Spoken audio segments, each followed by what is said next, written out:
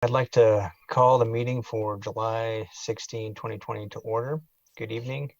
Thank you all for joining us. Before we begin tonight's meeting, I'd like to welcome everyone to our virtual meeting, and I'd like to explain this meeting format. Tonight we have our commissioners and staff visible on a video feed. Members of the public have been invited to comment on Weaver Speaks in advance of tonight's meeting and are also able to participate live through web link or by calling in on the phone. You can find that information on our meeting agenda at www.weaverspeaks.org. All members of the public who are participating live have been muted. When it is time for a public comment at the start of our meeting or as part of the public hearing, we will unmute all members of the public, and I may ask you to speak in order based on the first letter of your last name. When we unmute the public, please keep background noise to a minimum. You may choose to mute yourself through your own device. If you do not plan to participate at all this evening, we recommend you simply view the meeting live by watching on Channel 8 or on weaverspeaks.org. If you do plan to participate this evening, when you speak, please state your name clearly, spell your last name, and give your street address for the record. The time limit for public comment is 3 minutes per person. Speakers may not donate their time.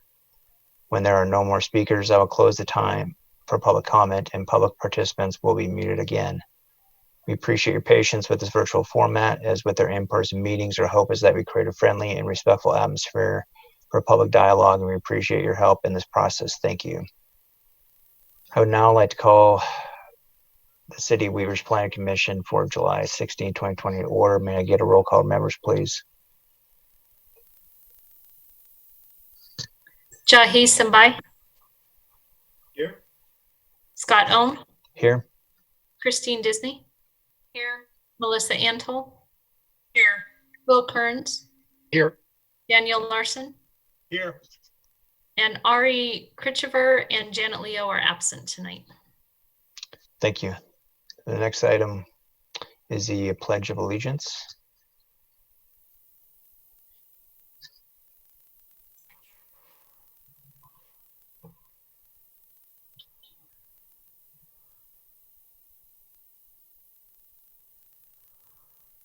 Soon we should see an image of our flag on the screen.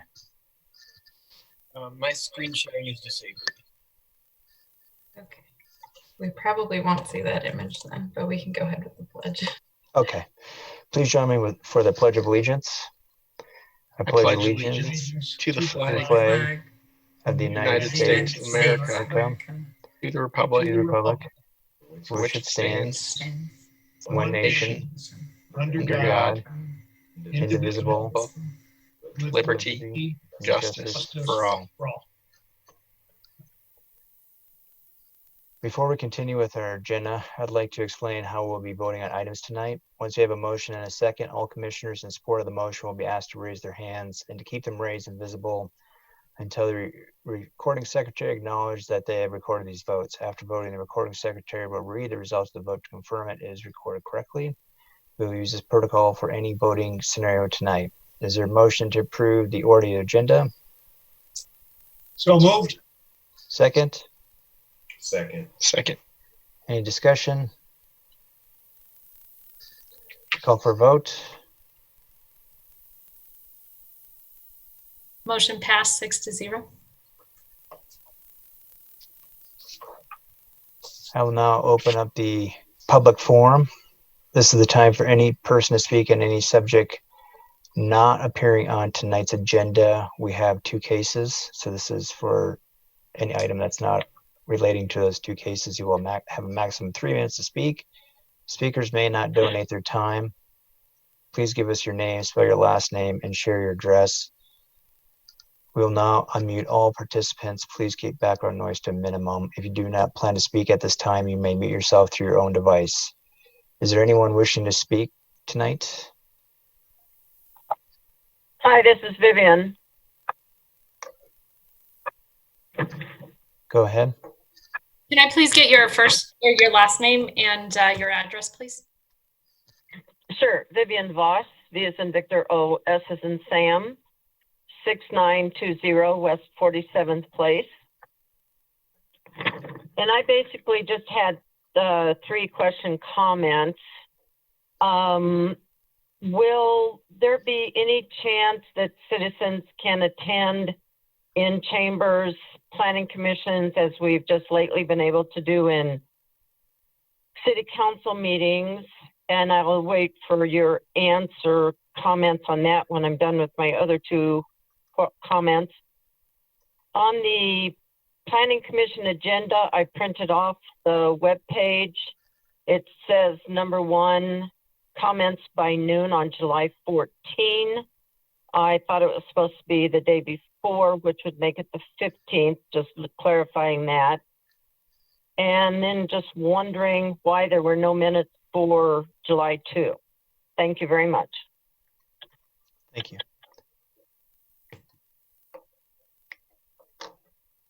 Is there anybody else that wishes to comment that's not on tonight's agenda?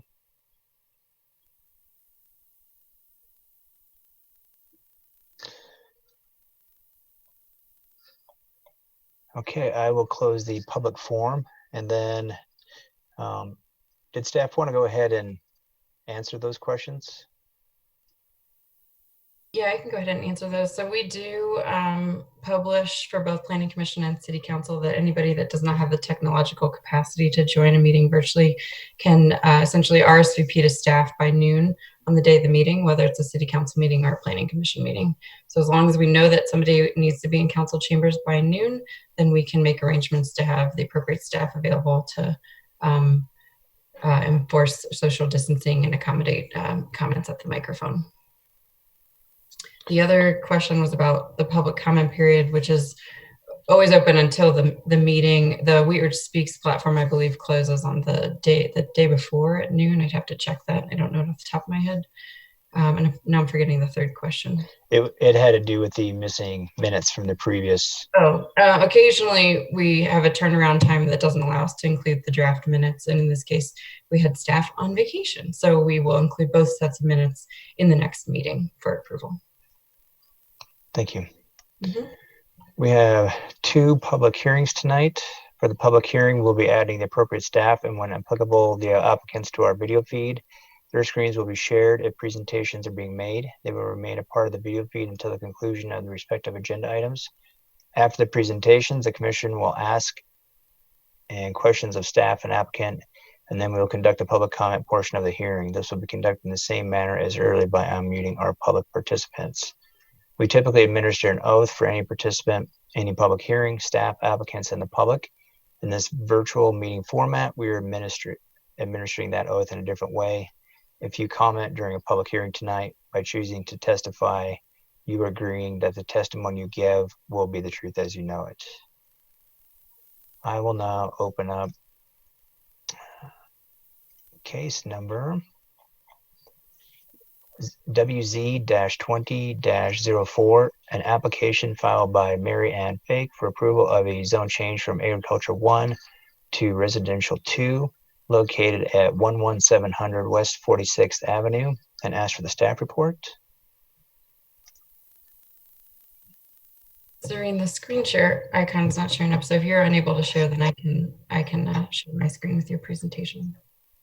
I think I see the green share screen. So let me go. Oh, fine. It says host disabled participant screen sharing. Yeah. Okay. I'll go ahead and share mine. Sorry about that technical difficulty. Okay.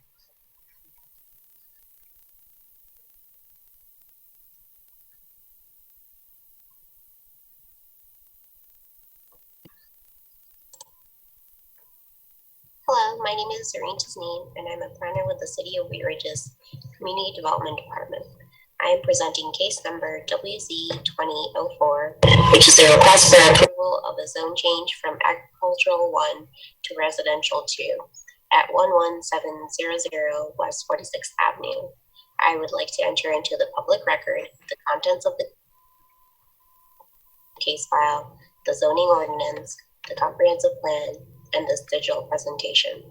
The property is within the City of Wheat Ridge. All appropriate notification and posting requirements have been met, and therefore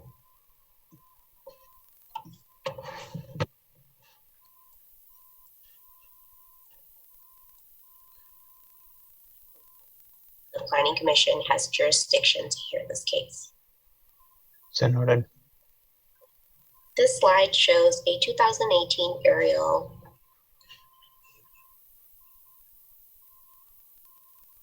where the property is outlined in red. The site measures 14,025 square feet, which is about 1/3 of an acre. It currently contains a duplex that, according to the Jefferson County Assessor, was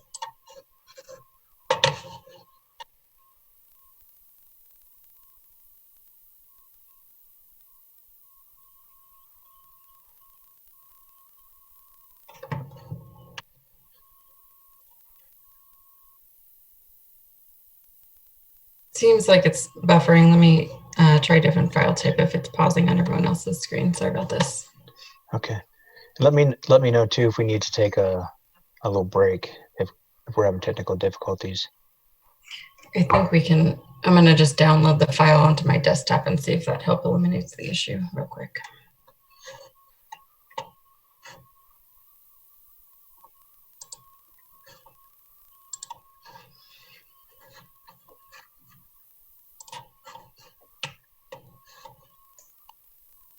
Hey Lauren, it's saved in the shared drive. Do you want me to send you the link?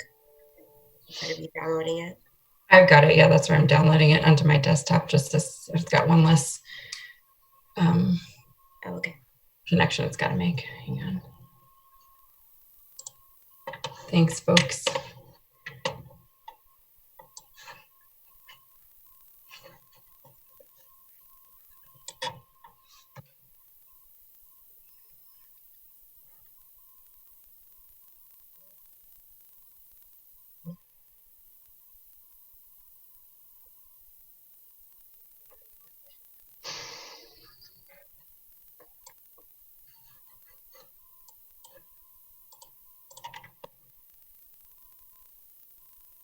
I'm going to step out and grab a water.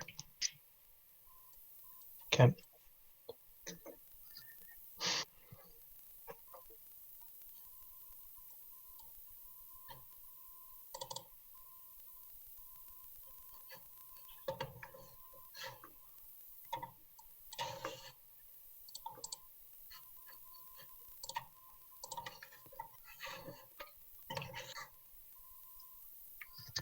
Hello, my name is Zareen Tasneem, and I'm a... Okay, I think we're good in here.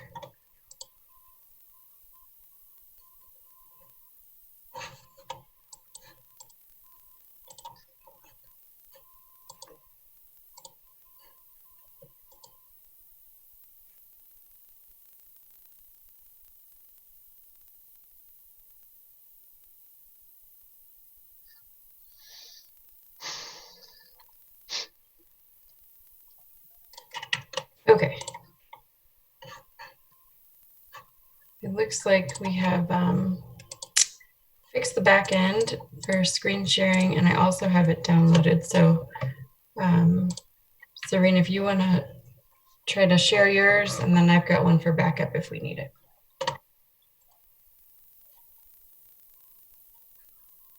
Okay, I'm gonna try to find the point in the video that it might have dropped off at.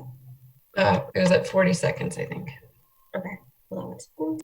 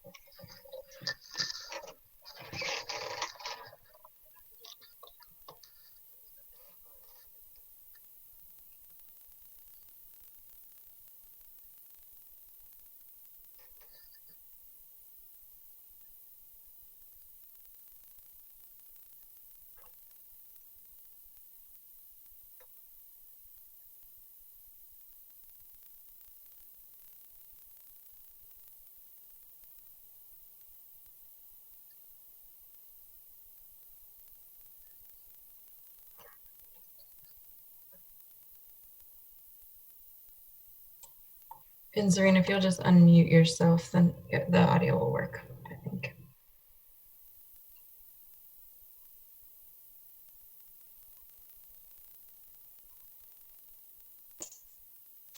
that. We're good.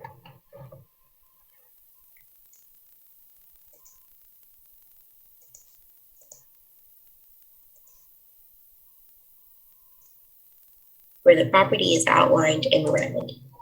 The site measures 14,025 square feet, which is about 1/3 of an acre. It currently contains a duplex that, according to the Jefferson County Assessor, was built in 1968. It's located a block north of the 44th Avenue corridor and a block east of Tabor Street. Immediately to the south of the property is land that is entitled for the Clear Creek Terrace Townhome Development Project. To the northeast and immediate west are primarily low-density residential uses, while further to the west and south are more heavily commercial uses on Tabor. I-70 is located in the northwest.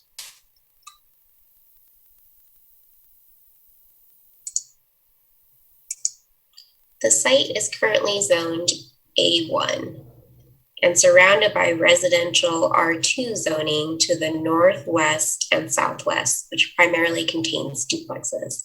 Properties in the area zoned planned commercial development, mixed-use neighborhood, and commercial 1 contain commercial uses, while properties zoned R3 and planned residential development contain multifamily uses with 3 or more units.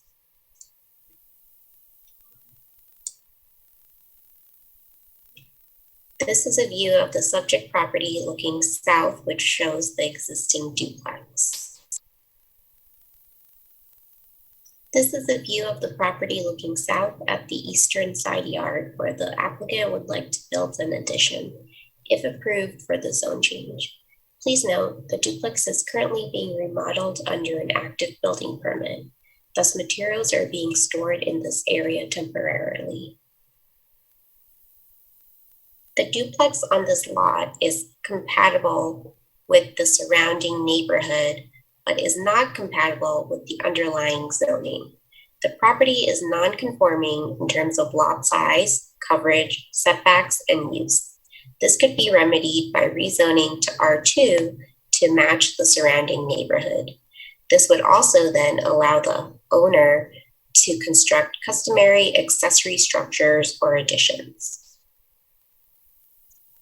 This is illustrated in this table, which compares the existing conditions to the A1 and R2 zone districts. The development standards are the same in A1 and R2 in terms of building height, but in all other categories, they differ. And you can see the R2 district is far more compatible with the existing conditions on the site. In terms of permitted uses, R2 allows duplexes, whereas the A1 zone district does not. Lots in the A1 zone district are also required to have a minimum lot area of 1 acre, while duplex lots under R2 are only required to be minimum of 12,500 square feet. Because the A1 zone district is intended for single-family residential estate living, the setback and maximum lot coverage requirements are also more restrictive than that of R2. The site is not a full acre, but still subject to the lot coverage restrictions, so the owner is unable to invest in the property. As a requirement of the zone change process, a neighborhood meeting was held on April 29th, 2020 in a virtual Zoom meeting setting due to COVID-19 regulations. One person attended the meeting, and the notes from the meeting are included in the staff report. Since Wheat Ridge is not a full-service city, we sent the application on referral to outside agencies, as well as completed an internal review. We did not receive concerns or objections from outside agencies. This case was originally scheduled for a Planning Commission meeting on June 18, 2020.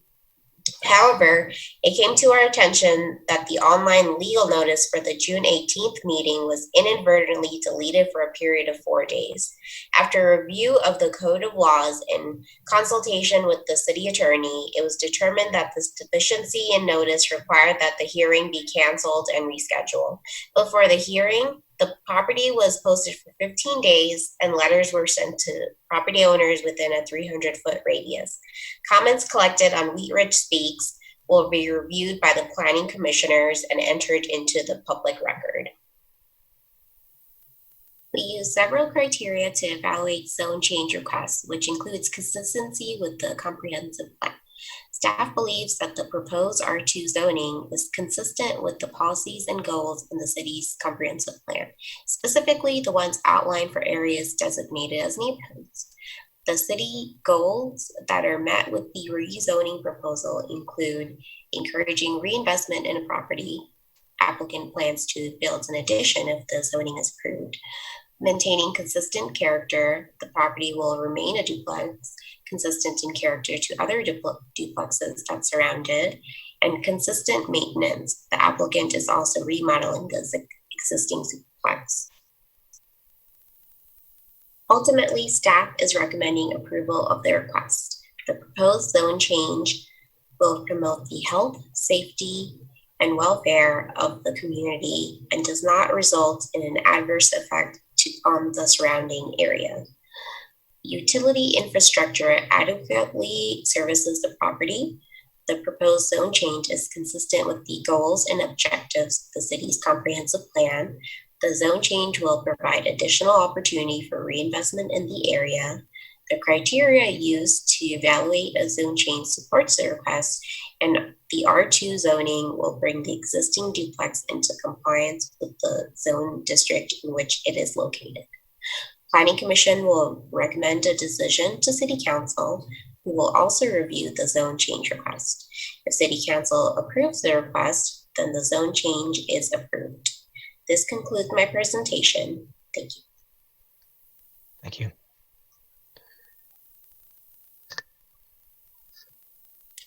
I'd just like to add that one comment was posted to Wheat Ridge Speaks, and it was in support of this case. Thank you. Do we have a presentation from the applicant? Yes, the applicant would like to use the presentation that is on the site.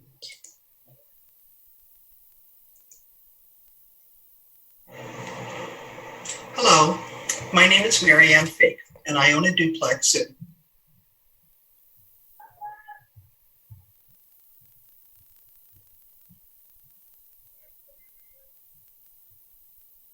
11700 and 11710 West 46th Avenue in Wheat Ridge. I grew up in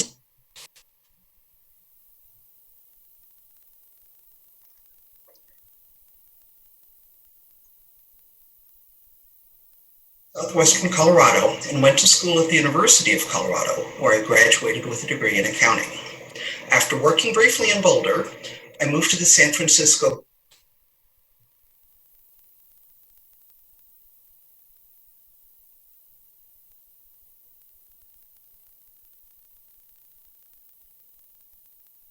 area, where I lived for more than 40 years, working as a CPA and for various banks and other companies. My current employer opened an office in Denver in 20.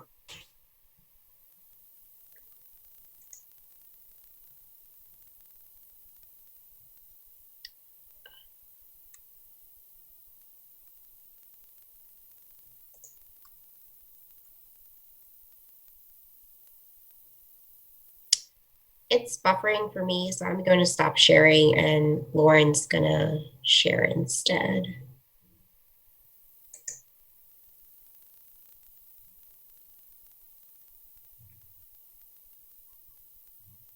Employer opened an office in Denver in 2018, and last summer they asked me to move to take up a senior finance job downtown. I purchased the duplex in Wheat Ridge with the intention of living on one side with my older daughter and having my younger daughter and her fiance live on the other side. There were a number of improvements I wanted to make to the property, so when I moved, I started living with my daughter and her fiance while the work on my side of the duplex was being completed. Most of the work I'm having done is interior to the building, including adding an extra bedroom and changing the layout.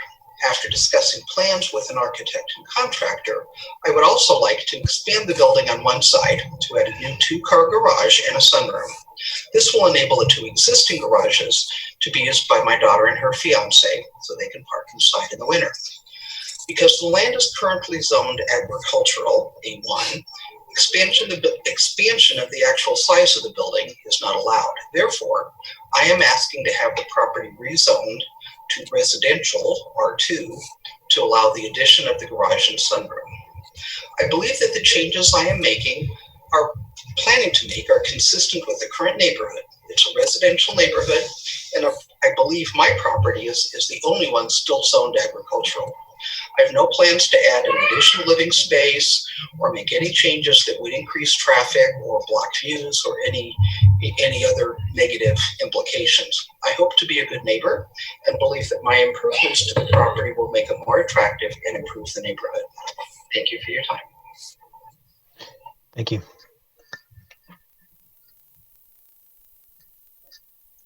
Okay, we've heard from staff and the applicant.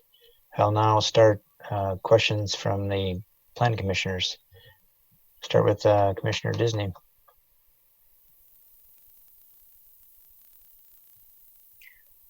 I have no questions at this time. Thank you. Commissioner Simbaya? Just one comment. Zoreen, you mentioned that it was about the, when you look at zone changes, look at the comprehensive plan, but this seems more about just overall compliance and just necessary for the owner to make changes to the property. So I'm not, no questions, but it's just a comment. It doesn't seem to be about the comprehensive plan in this particular case to me. Thank you. Commissioner Intel? Yeah, just a couple clarifying questions for staff mostly. Again, as Commissioner Simbai said, I think it seems pretty straightforward. It's non-conforming. All the uses around there kind of are of a different zone. But I was curious on the property, the northeast property at, kind of near Sims, is that R3? I couldn't tell because the color coding of the zoning is so subtle. It's immediately east. It's kind of like the neighbor to this property. Sorry, I was pulling up my zoning map. Yes, right to the east of this property is zoned R3. Yeah, because it looks like single family residential, but it's hard to tell, and I didn't visit the site. So yeah, I think, sorry, you can finish it. Sorry. Go ahead. Oh, I was just going to say it's not single family. I think it's either a duplex or like a triplex for those properties. Okay. And then just again, clarifying. So it looks like kind of all the R zones except R3. Well, I wasn't really sure. Are duplexes allowed in any of the R1 zones, A, B, or C? Duplexes are not allowed in R1 zone districts. Okay, so you have to be R2 to have a duplex, even though looking at R1, A, B, or C, it says it supports medium density. It just still has to only be a single family home. It can't be a duplex, correct? Correct. I think where it specifies the medium density, it's because the lot sizes are smaller for, let's say, coverage. And like you might have more coverage. So compared to R1, which is more larger lot sizes and less of the lot coverage, for example, R1C is our smallest lot single family zone district, where the minimum lot size is about 5,000 square feet. Compared that to R1, which minimum lot size is 12,500 square feet. It makes for a denser neighborhood. Right. That's why you have more lot coverage, because you have less square feet. All right. Those were my questions. I just wanted to clarify that. Thank you. Commissioner Larson? Thank you, Mr. Chairman. Just one question, I guess, for for staff, and it has to do with the definition of legal non-conforming. And I know we've seen similar things come up in the past. Is there a city policy about updating some of these obviously non-conforming properties where you've got a duplex on an A1 agricultural zone that it's certainly not a secret, but does that issue of legal non-conforming, is that only addressed when we have an applicant who wants to bring a property into conformance, or can it happen just if there's an obvious something pops up on the map and without the property owner saying anything, the city decides that it ought to be rezoned? I'll go ahead and take that one. So we have extensive legally non-conforming situations in the city because so much of the city was constructed prior to our incorporation, so built before 1969, and our first zoning code followed in the early 1970s. So a lot of what exists today does not always meet the current code, and we've done hundreds of code amendments over the years. So we don't have a policy in terms of proactively making that right, but we do have a code section. It's in 26-120 that explains sort of how we handle non-conforming situations. And essentially, in most cases, those situations are allowed to continue to exist, but can't be enlarged or altered or added to. So there's a policy by virtue of sort of that code provision. It doesn't usually become an issue for most folks because, especially in maybe more often in commercial cases, there's not as much investment. But in this case, and frequently, I would say more residential situations where, like here, an applicant wants to add something, then they do typically have to go through process and be proactive because it's often the solution sometimes is a zone change and sometimes is something lesser. So it's case by case if the existing code provision can't work for them. Thank you. Commissioner Kearns? Any questions? No questions. I have no questions. Are there any other questions from the other commissioners for applicant or staff? Raise your hand. Okay, I will now open the hearing for the public comment. If you wish to comment on this case, you will have a maximum of 3 minutes to speak. Speakers may not donate their time. Is there, when I recognize you, please give us your name, spell your last name, and share your address. We'll now mute all participants. Please keep background noise to minimum. If you do not plan to speak this time, you may mute yourself through your own device. Is there anyone wishing to speak? Hi, it's Vivian. Can I get Hello. your address, please, and last name? Last name Voss, V as in Victor, O, S as in Sam, 6920 West 47th Place. And I know in city council meetings, we've been having issues with posting dates, times, etc. Thus, you have agenda item number 2 tonight. But I did want to make a comment that I drove by the property and 2 signs were side by side on one fence, and that those 2 signs happened to be entirely blocked by trash cans that day that I went by. And so I don't know who's really in charge of putting those signs up in a proper place so that they can be seen by the public and or make sure nothing's in front of them so that they can be seen.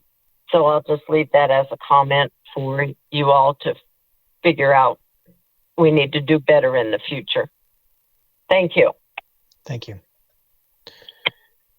Is there anyone else that wishes to speak?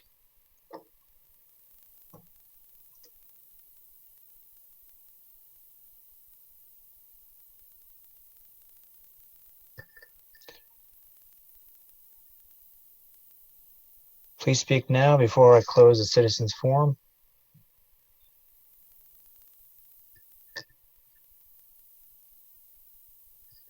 I will now close the citizens forum. So there's just one question about, I guess, anticipating where trash cans are going to be why there's two signs on the fence. I don't know if there's supposed to be a sign on each side of the fence or just on the primary road. The signs are in the correct location. I think, as is the case in most neighborhoods, a trash can usually has to go in a specific location and is time limited, so it's not optimal. But we've had this similar situation where on-street parking can sometimes block a sign in a limited way. So there is a code provision, reads the fact that a parcel was not continuously posted for the full 15 days or potentially visible at the discretion of the hearing authority does not necessarily, excuse me, I just lost my place. Does not constitute grounds for continuance where the applicant can show that a good faith effort was made to meet this posting requirement. So it does not make an impact on your ability to have a decision tonight, but certainly duly noted. We've had some comments from the public over the last few weeks and months on how sign posting is effective. Thank you. Are there any other questions for the applicant or staff? Raise your hand. At this point, I would now entertain a motion.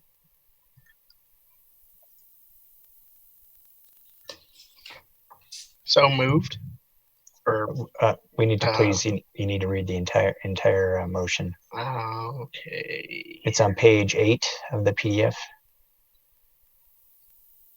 8 of 23.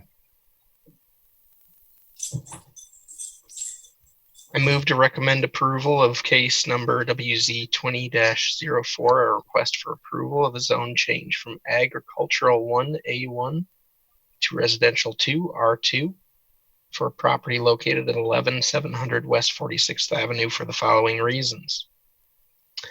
1, the proposed zone change will promote the public health, safety, or welfare of the community and does not result in an adverse effect on the surrounding area. 2, utility infrastructure adequately services the property. 3, the proposed zone change is consistent with the goals and objectives of the city's comprehensive plan. 4, the zone change will provide additional opportunity for reinvestment in the area. 5, the criteria used to evaluate a zone change supports the request. 6, the R2 zoning will bring the existing duplex into compliance with the zone district in which it is located. Is there a second? I'll second it. Is there any discussion? Go ahead, Commissioner. I would just like to compliment the applicant tonight, both for her efforts in improving that property and certainly in her patience with the unfortunate rescheduling of this meeting. And that I wish you the best of luck on that project. Thank you very much. Thank you for your consideration. Is there any other comments or discussion? Call for a vote. In favor?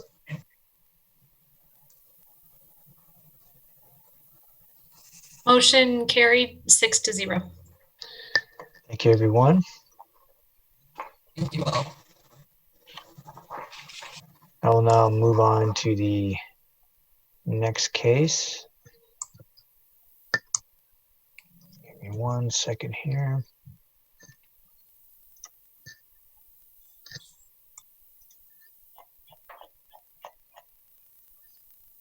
I'd like to open up case number ZOA-20-04, an ordinance amending Chapter 26 of the Wheat Ridge Code of Laws concerning notice requirements for continued and postponed public hearings. For the public hearing, we will be adding appropriate staff and, when applicable, the applicants to our video feed. Their screens will be shared. If presentations are being made, they will remain a part of the video feed until the conclusion of the respective agenda items. After the presentations, the commission will ask and questions of staff and applicant, and then we will conduct the public comment portion of the hearing. This will be conducted in the same manner as earlier by unmuting all public participants. We typically administer an oath for any participant in a public hearing, staff, applicants, and the public. In this virtual meeting format, we're administering the oath in a different way. If you comment during a public hearing tonight by choosing to testify, you're agreeing that the testimony you give will be the truth as you know it. Might I please have the staff report?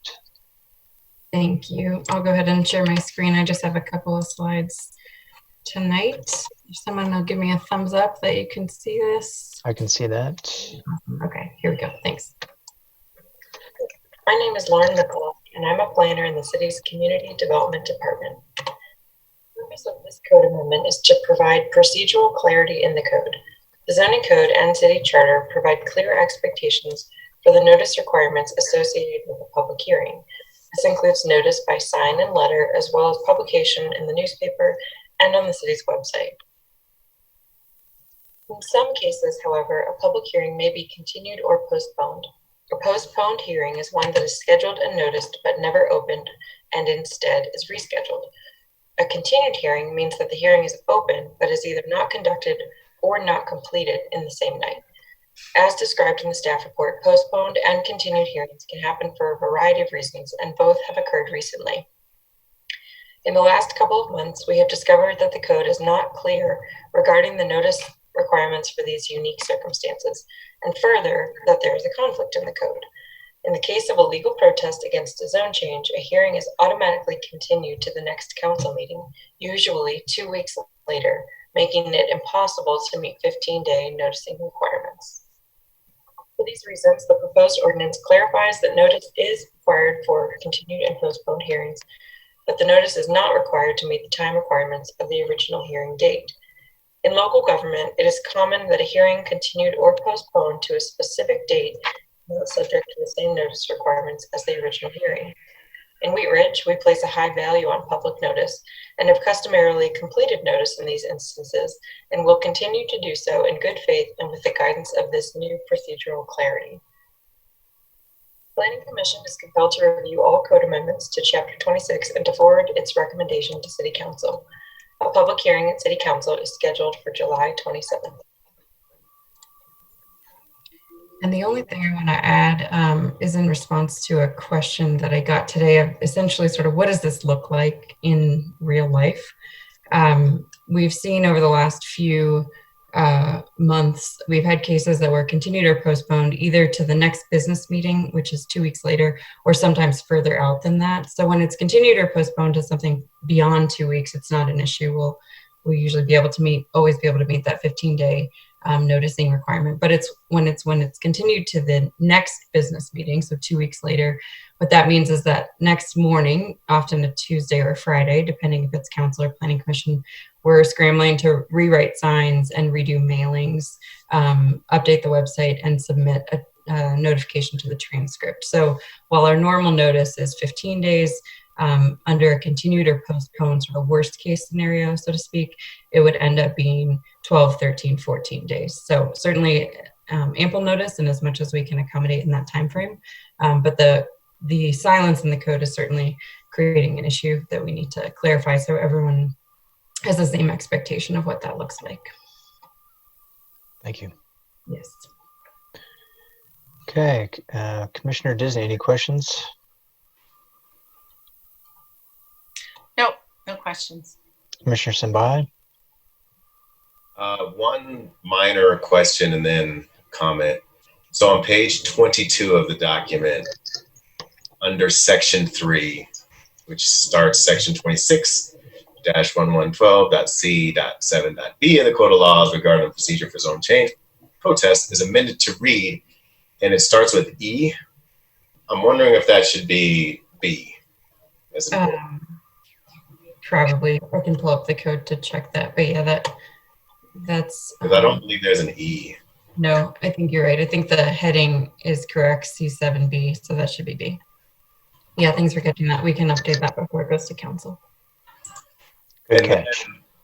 But the comment is, it's more for all the commissioners. I'm wondering if we could think about putting some sort of minimum requirement. The 15 days currently is the minimum requirement, at least 15 days. And so when we say that it should not meet the time requirements of the above, it's to me, it's kind of open-ended. And so I'm wondering if there should be a lower end, even in this case, maybe 24 hours or something that's a little more concrete than it. I know what you said, Lauren, you're trying to be good faith, but I'm wondering if it should be something specific about if it doesn't meet this minimum requirement, then we go to something else. And so that's my comment, and I'll wait to further discussion on that. Commissioner Antal? No questions at this time or comments. Commissioner Larson? Yeah, thank you, Mr. Chairman. I guess I would echo what Commissioner Simbai had said. I'm still not clear on the hearing is proposed. There's a notice requirement. It's noticed for 15 days. The hearing is rescheduled. What are the requirements after that? I guess that I'm still not clear on what the city is required to do in that 2 weeks. I could think of all kinds of things, but none of them would probably work. Are you asking me what the requirement is right now, or what it would be based on this code amendment? When the code changes, what will the requirement be? The requirement would be that we do a sign notice, letter notice, newspaper notice, and website notice, but that it not be, it wouldn't have to be the 15 days. So it doesn't have an alternative. It doesn't have a language like in good faith. I mean, this is a public hearing, so we have to declare as our staff presentation sort of, does it pass a straight face test? And if any deciding body didn't feel like it did, then certainly it could continue again. And often sort of adequate notice, I think, is a consideration of staff and the commission and of council when they're selecting a date to which they would continue it. So I don't think it's the silence on that minimum for continued or postponed. I don't think is intended to be a sort of sneaky, let's do it as short as we can. I think we all know that we need to declare in a continued or postponed hearing date sort of what that looked like. And our applicants have, we keep all of that documentation in the case file.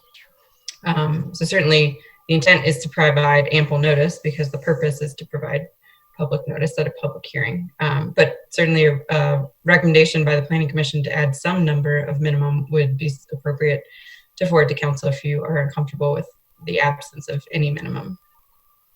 Well, it would just seem to me that the real sticking point is trying to get a legal notice published in the Wheat Ridge transcript within the time period. The rest of it, posting something on the website, putting a sign up in front of a property is something that could probably conform with, say 11 days or 12 days or whatever. It's just getting that legal notice into the paper, right? Correct. Yeah, that's the biggest one that we don't have as much control over, because they have pretty strict publication deadlines in terms of when they need to receive something. So that's the hardest one to meet. But the others are certainly more in our control. Thank you. Mm-hmm. Commissioner Kearns? No questions. So on that same subject, yeah, I agree that there should be a minimum, and I think it needs to be a little bit staff driven. As far as the paper, I'm not sure that needs to be the deciding factor. What if somebody doesn't man the ship over at the Wheat Ridge transcript? Life still goes on. The Wheat Ridge, the city doesn't have control over that. They have control over the website and the signs. But I think overall the transcript's a nice idea. But where are people? Has there been any kind of, I guess, a poll on just a random sample of people that you ask them of these three things, where are you getting your information? And I'd like to see what percentage of people are actually going to the Wheat Ridge transcript to make sure that they know what meetings are being held for City Council and Planning Commission versus just going to the city's website. But that's my comments. But I think there should be a minimum. I'm just not sure about the Wheat Ridge transcript. It seems it is kind of redundant. It's an electronic version, right? They're not printing. Are they printing the paper, a physical paper? I don't know that. Does it go out every week? Does it go out once a month? It does. They do print it. They also post it online. I understand that newspapers around the country are sort of struggling through COVID, so I don't know if their distribution schedule may change in the future. The reason we still use the newspaper is actually because it's required in the charter. So we would still use it, but depending on sort of your further discussion and public comment, a minimum number of days for the other components, sign, letter, and web may be appropriate. And then we can control those, and I have slightly less control over the newspaper, which is likely less eyes on it than some of our other tools. That's why we have multiple sources of notice, right, to try to triangulate that for different audiences. Because I'm struggling right now to think of when I even received a Weird transcript, and it seems to be a long time ago that I even got one. So, yes, Commissioner Disney. In the case of the transcript, if it is published electronically, would that suffice to serve as notice, or does it have to appear in the printed version? Because if it's printed electronically and it's published every day or once a week, it would seem that that issue would be covered. But I know how this city operates, and if people can find a way to make a stink about one small technicality and throwing a wrench in the works, they'll do it. So I'm just trying to figure out if our bases are covered if that paper is published electronically. The charter language is a newspaper of general circulation, so I think it is assuming it's a printed version, but that's certainly something I could ask our city attorney before this goes to a council hearing. It's a good thought. Ask the attorney. Yes, I can. Yeah. Any other questions from the commissioners? Okay. I will now open the hearing for public comment. If you wish to comment on this case, you will have a maximum of 3 minutes to speak. Speakers may not donate their time. When I recognize you, please give us your name, spell your last name, and share your address. We will now unmute all participants. Please keep background noise to a minimum. If you do not plan to speak at this time, you may mute yourself through your own device. Is there anyone out there that wishes to speak? Hi, it's Vivian again. Still need my name and address, Tammy? I didn't hear you. 6920 West 47th Place. And all of this is coming about because there have been stinks that have made in regards to the process working as it's supposed to. I'm getting some feedback. Are you hearing me okay? Yes. Okay. So I think this is great that City Council and Planning has taken it upon themselves to somehow rectify what has turned out to be a problem. And it seems like the easiest controlled, probably most viewed, would be the city web page. And so I'm thinking if that can be the 14 days, then I think that is covered well. If it's a continued or postponed, then you already have your signs at the applicants. So those should just be staying up. So that would be an issue. And then the transcript is going to be what it is, either digital or printed. But I think everything should have some kind of a staff-driven, well-processed date that can be met. I don't think this should be open-ended possibilities. Then no one has any way to address what might be done or not done properly. And that would be my comment. Thank you very much. Thank you. Is there anyone else that wishes to speak?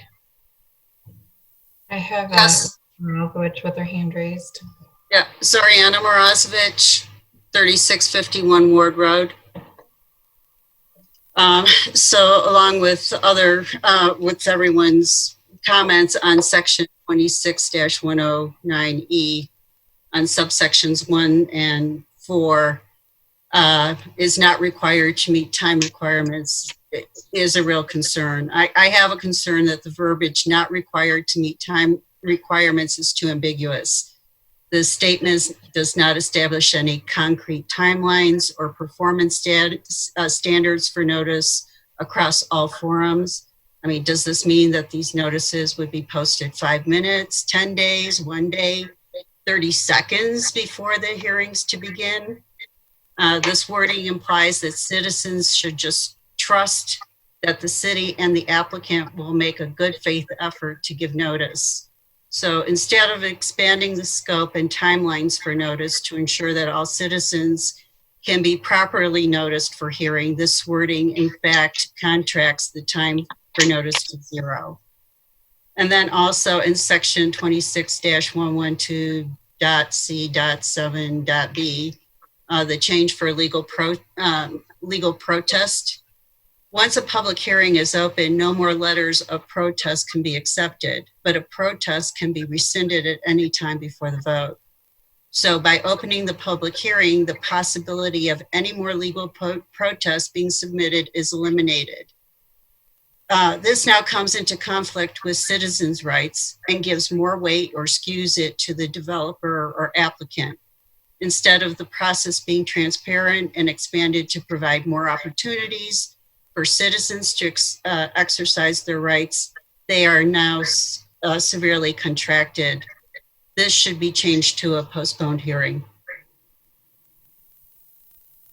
Thank you. Thank you. And Mr. Figlis has his hand raised as well. Okay. Yes, hi. Ihor Figlis, F-I-G-L-U-S, 9775 West 36th Avenue. I agree with the comment that was voiced. I forget which commissioner voiced it, or a couple of commissioners voiced it about, and that Vivian made and Zorian about the fact that there do need to be some time constraints in there. I understand the reason why, something like this has come up, just to make it more expeditious for it to flow, something that maybe wasn't considered previously. But I very strongly recommend that, it could be 10 days. If you have 10 days and you've got, let's say a city council meeting is on Monday and it needs to be published in the transcript on Thursday, 10 days gives adequate notice on that. I think that the most important one is the signage that's placed on the property, because that informs the neighbors. But it is also, I think, the publication in the transcript. I mean, I think that is something that people can go to, to verify that, or whatever. Some people do read the transcript, and I think the question of, how many people actually get their information from there is immaterial. I think that there's, whether it's one person or 10 or however, it doesn't matter. So I encourage you to put in some kind of definition in there as far as time is concerned. And I also agree that with the last comment about the fact that legal letters of legal protest cannot be accepted after that. If they can be rescinded, then they can be accepted. I mean, it should be equally applicable to both ways. I don't think you should you should cut one out and leave the other. Leave the option door open for exiting, but the door is locked for entering. I think that's not correct. Thank you. Thank you.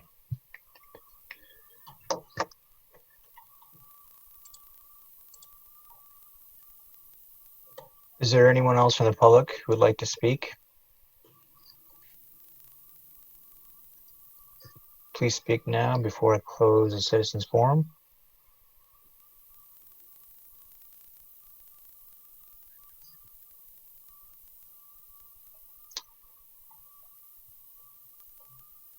Okay, I will now close the citizens forum. And then can staff answer, I guess, a couple of these questions? There's the comments were in favor of the transcript. need a minimum time limit and strong favor of supporting time constraints. And then probably the one question was about the legal protest. Is that something that we're changing in tonight's case? Or Sure. is that? I'll address that one first. So the purpose of the ordinance is sort of to clarify procedure. And I believe the phrase that Ms. Morozowicz is referencing is that shall be opened with no testimony taken. There are other provisions in this code section not included that indicate when a legal protest can be submitted, and it has to be submitted before the hearing is open. So that the code amendment made here, shall be opened with no testimony taken, does have an impact on when a legal protest can be taken. The reason that this is suggested is twofold. It's the procedure that we've functionally been using, so it memorializes a practice that we've been doing. And further, it balances the due process rights of the applicant against the legal protest rights of citizens. So there is an ample opportunity to submit a legal protest, essentially anytime after the Planning Commission hearing and before the City Council hearing. And that's why it's been worded the way that it is. In terms of the transcript, again, because it's not something that's in our control, I think it would be more than appropriate to memorialize a minimum, the requirement that we publish in a newspaper, as we have in the proposed code amendment, but maybe have a minimum apply specifically to sign, letter, and web, where we know we can attain that. So for the transcript, we don't know what their minimum requirements. If the Planning Commission meets on a Thursday, when would they need to, or a City Council meeting on a Monday, when is their published dates? They have soft deadlines and they have hard deadlines. I've also heard rumors that they'll be consolidating some of the transcripts for the Jeffco area into single publication, so those deadlines may change. It's not something that our staff does. It's something that the city clerk's office is responsible for, and not planning staff. So I'd be less comfortable with some of those variables, setting a deadline and just requiring that we do publish in the paper, and setting the deadlines for those other three outlets.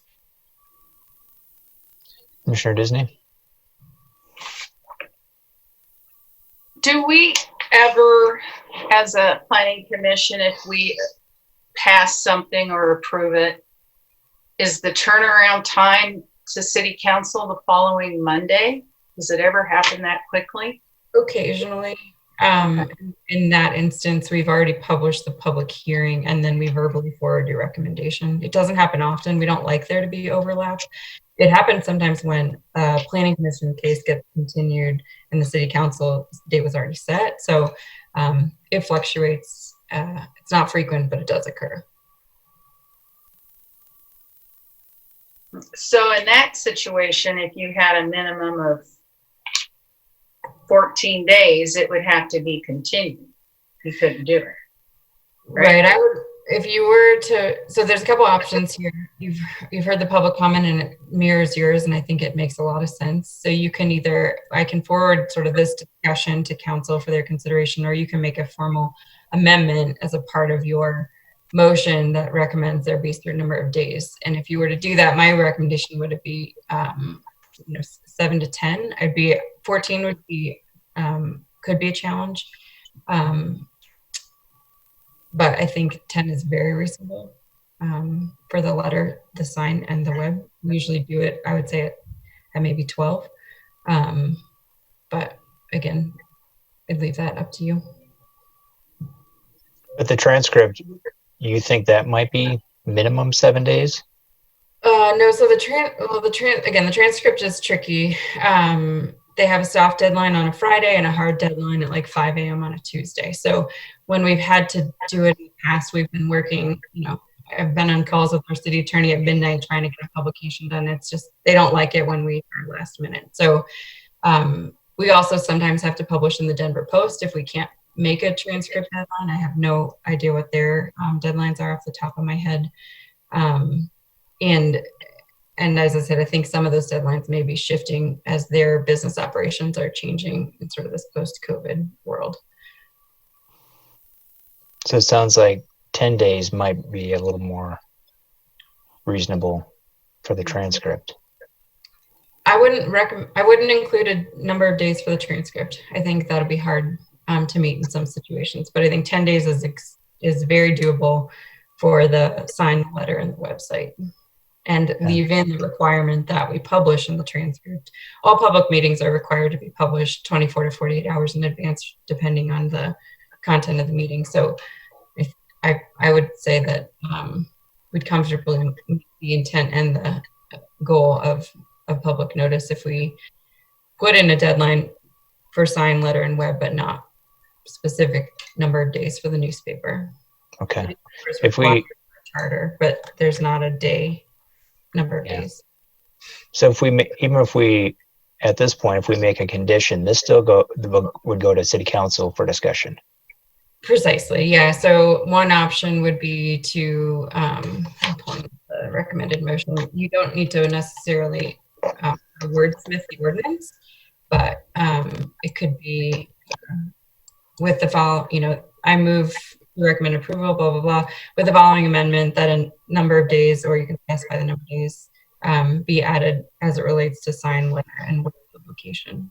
And then that recommendation, because this is chapter 26, you're always reviewing those, that recommendation would go to city council and they could either take it or change it or modify that. But I do think it's an important discussion to capture for them. Okay. Is there any other discussion from the commissioners? Mr. Chairman, just that one issue, the language on it that states in section 1, however, such notice is not required to meet the time requirements. I think that just something about the language there is sort of a red flag, and that if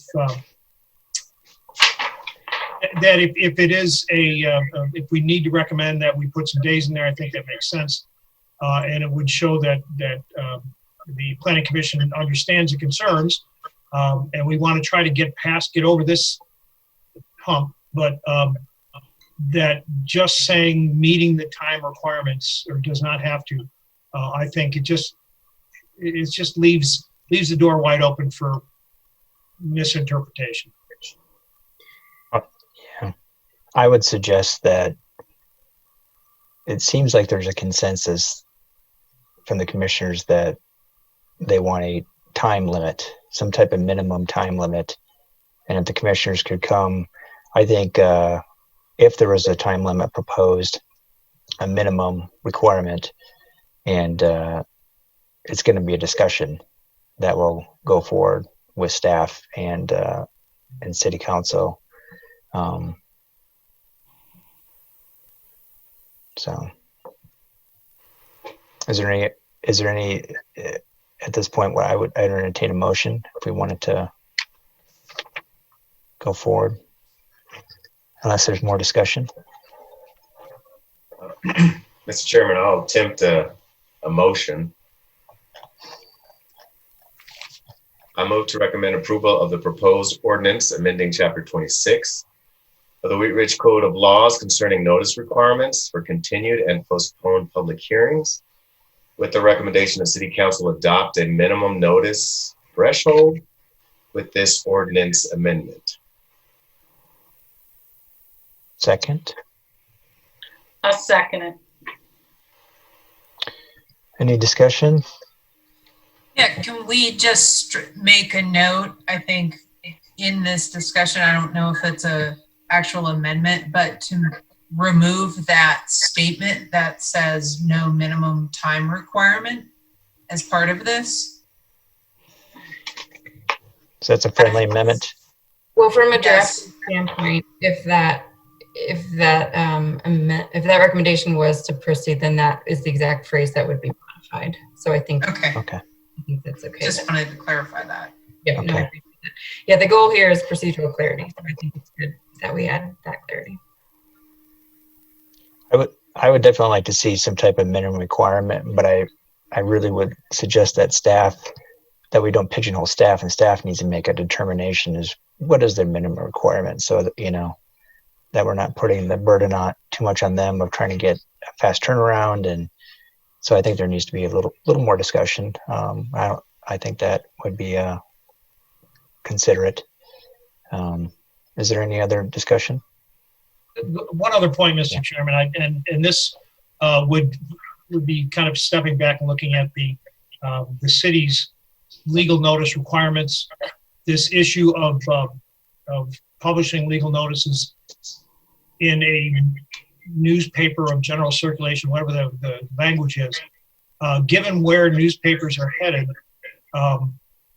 is there some way that, we may want to consider adjusting that to take advantage of the fact that we have things like Wheatridge Speaks, we have the city's website, there is the physical signage, there are other ways to notice the public and that would satisfy certain legal requirements without having to rely on a newspaper. Can't. It's required in the charter.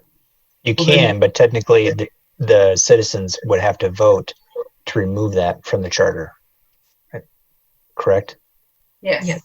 You couldn't redefine what general circulation publication is? Certainly, if all newspapers of general circulation ceased to exist in the paper form, we'd probably seek a legal interpretation in terms of what we would do next. But most often the only way to, well, as it stands now, the only way to edit the text of the charter is a vote of the people. Thank you. Any other discussion? Call for vote. In favor? In favor, yep.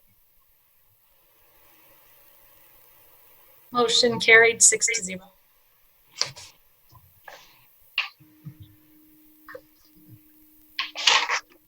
Thank you, everyone. Is there any old business?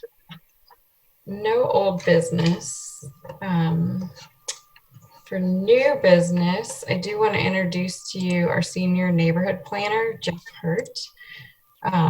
He is, some of you have maybe spoken to him. I did mention maybe a couple meetings ago that we wanted to give you guys just a quick update on the implementation of the neighborhood revitalization strategy. And one of the prominent recommendations there was we called it a listening tour at the time, and we've sort of reframed that to be an neighborhood engagement, resident engagement program. And Jeff was hired to create that from scratch, and he's been with us for a few months. He actually started his planning career here in Wheatridge maybe 15 years ago, and has worked both in the public sector and the private sector. He made a presentation to City Council now a couple weeks ago, right, Jeff? And we just wanted to keep you guys in the loop as well, and sort of have as many opportunities as possible to get the word out there and sort of what's coming. We don't have all the details yet, but we do want to spend a couple minutes sharing where we are. So Jeff just appeared on your screen. Jeff, meet Planning Commission. Planning Commission, meet Jeff. Jeff. Hi, nice to meet you all. I did have a couple slides on. I'm not sure if I need to be enabled to share or. They're working. It should be all panelists can. We've got a backup now. We've had a few snafus. Yeah. They're working. I can share. Yeah, I think, is that working? Yes. Cool, okay. Get it blown up here. Well, nice to meet everyone. Thanks for the introduction, Lauren. So again, my name is Jeff Hurt, and I'm a relatively new senior planner with the city, charged with implementing one of the priority recommendations from the NRS, and I think most of you are familiar with the NRS. So I'm going to keep it to about 5 minutes here just to give kind of an overview of what we've been working on, what the next steps are, and certainly welcome any questions and look forward to your feedback on this. So this program we're working on, which we'll probably sort of brand it as a resident engagement program, but stems from the recommendation from the NRS. And the NRS was interesting. City Council adopted document from last year, really had a very short list deliberately of priority recommendations as opposed to a laundry list like you see in a lot of planning efforts, one of which was to advance a neighborhood engagement effort or program with some details for what that looks like, but really pretty sort of open-ended. And so over the last several months, we've been working on sort of designing what this program might look like, designed to, per the NRS, aimed at building resident capacity to manage change at the neighborhood level, as changes come into Wheat Ridge. So I'll share this, this map here that's based off of the a map in the NRS. The NRS recommended that we sort of break the city down into, per that document, 9 geographies for engagement. We use the word neighborhood, which I think can be confusing. We're kind of working on the semantics of that, but smaller geographies that are more manageable to kind of do a deeper dive into neighborhood issues and opportunities. And so we've proposed tweaking some of the boundaries here, but the biggest change we proposed is breaking East Wheat Ridge actually into two sub areas, so it'd be a total of 10 areas. We realized East Wheat Ridge had about 40% of the city's population, so it seemed like a good idea to break that up, and happy to come back to this and kind of talk about the origins of this map. The NRS was a very community-driven process in terms of having community members on a steering committee, a 26-member steering committee. And one of the exercises that was part of that process was a map your neighborhood exercise. So this was based on feedback from like 80 or 90 people from the community, kind of break the city up into more manageable geographies for engagement. In terms of the framework, and again, we presented this in detail at council. It was June 15th, and I'm happy to share the packet that has a lot of the details. But essentially, at a very high level, the program we've come up with would be sort of doing engagement with neighborhoods cyclically over the course of 2 years and in rounds. So sort of neighborhood blitzes and rounds where we would have 2 neighborhoods per sort of round or per blitz over the course of 2 years. We would cover the city. And so this proposal has us kind of in the ramp up period right now. So we've got sort of this framework. And once we identify what the first 2 neighborhoods are, we'll develop neighborhood specific strategies for sort of how to engage, what the issues are, the questions, the stakeholders, things like that. And then we'll sort of like rinse and repeat is the proposal with the program, where we have ramp up and blitz cycles with after the first year, kind of stop and assess where we're going, make adjustments. Since this is a totally new program we've kind of created out of thin air, frankly, we want to have a checkpoint to make sure that we, adjustments we need to make. So this is kind of the first year proposed for the program. And that's really all I had in terms of level of detail to share. It's very high level, and happy to dive into any of the details. But we do have program email that, as we do more correspondence with folks, this will be sort of the email portal at least. We're calling it Let's Talk.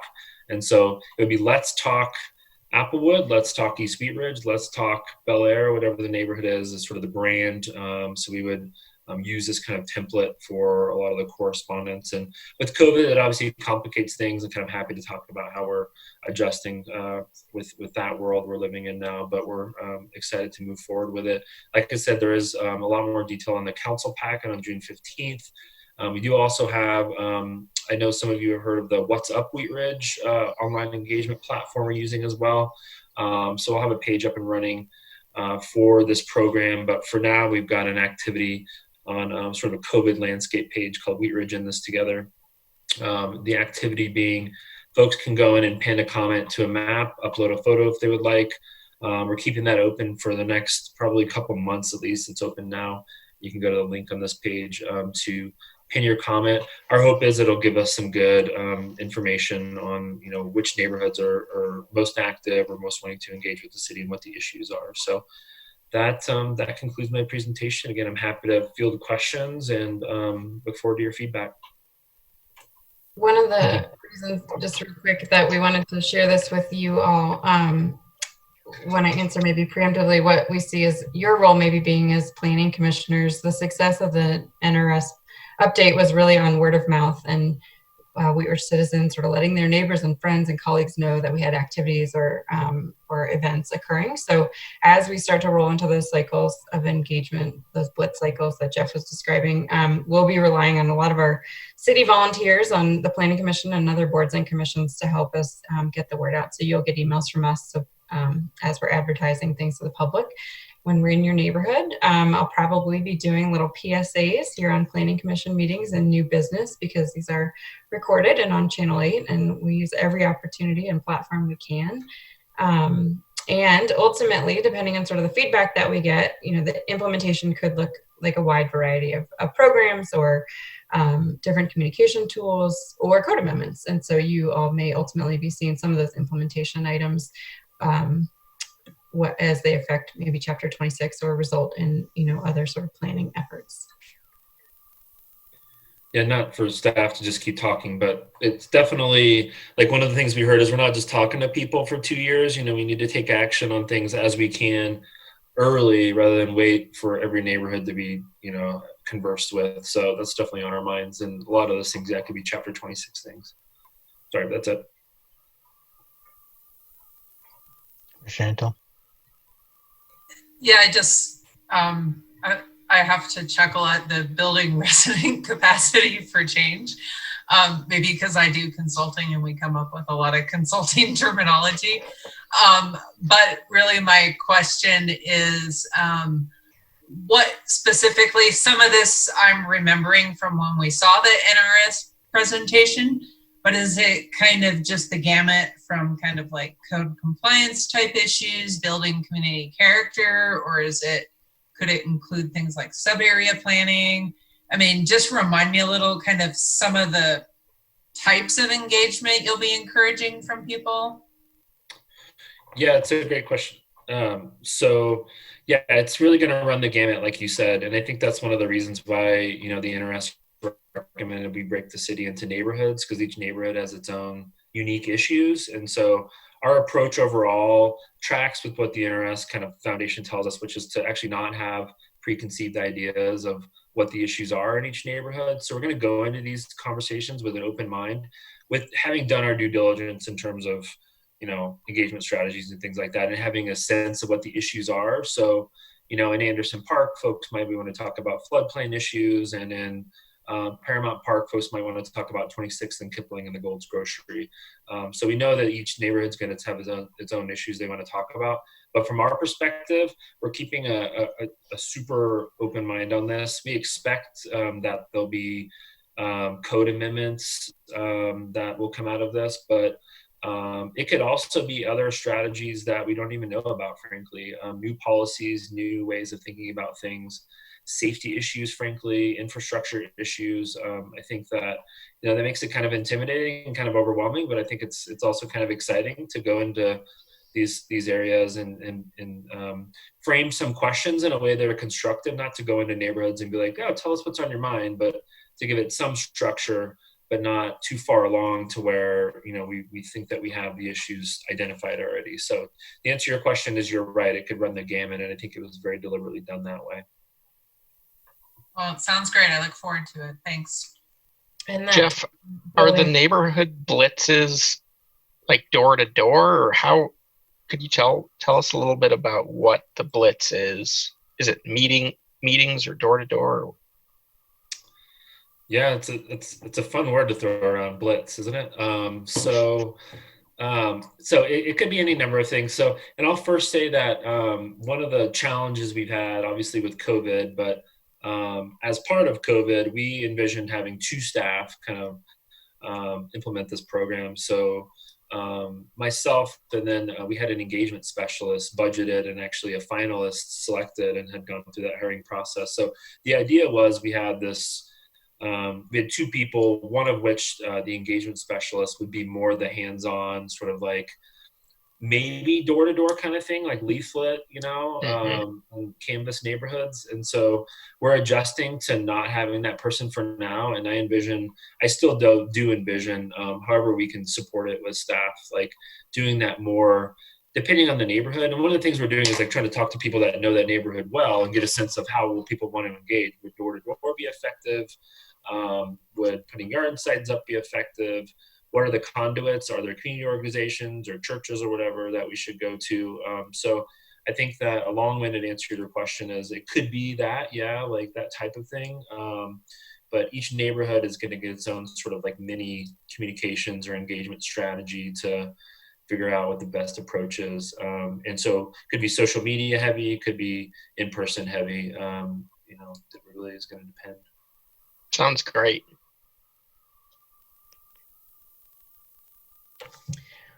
Well, thanks for your questions. It certainly will not be the last time you hear about this program as we're about to sort of ramp up. We've got article in the connections coming up, and please do go to whatsupwheatridge.com.